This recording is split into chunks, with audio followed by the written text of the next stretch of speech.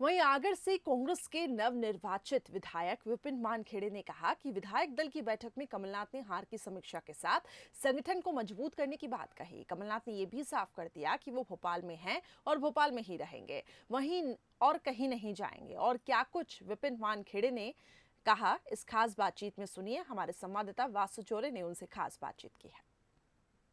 कांग्रेस की युवा विधायक विपिन वानखेड़े हमारे साथ हैं। सर, विधायक दल की एक अहम बैठक हुई, क्या कुछ कमलनाथ जी ने आप लोगों को कहा?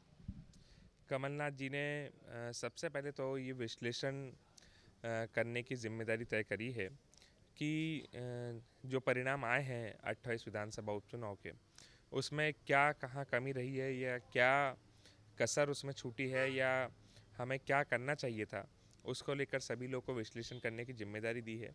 साथ ही कमलनाथ जी ने सब लोगों को विश्वास दिलाया है कि आने वाले समय में हम सब लोगों को मजबूती से डट कर काम करना है और कमलनाथ जी के नेतृत्व में हम सभी लोग डट कर मजबूती पर सड़क पर विपक्ष की हैसियत से पूरी जिम्मेदारी के साथ जनता की लड़ाई लड़ेंगे, जनता की सेवा करेंगे, जो कुछ काम जनता के कराने हैं वो सब काम करेंगे। सर, बीजेपी लगातार ये कहती रही है कि कमलनाथ जी अब चुनाव हार गए हैं, वापस दिल्ली चले जाएंगे, छिंदवाड़ा चले जाएंगे, अब भोपाल से उनका कोई वास्ता नहीं रहेगा।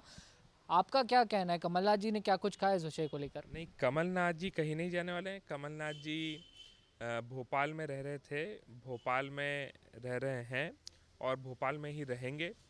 पूरे मध्य प्रदेश के कांग्रेस के कार्यकर्ताओं का नेतृत्व कमलनाथ जी आज भी कर रहे हैं और आने वाले समय में भी करते रहेंगे। और उन्होंने हमेशा हमें इस बात के लिए आश्वस्त किया है कि मैं आप लोगों के साथ खड़ा हूं आपकी लड़ाई में।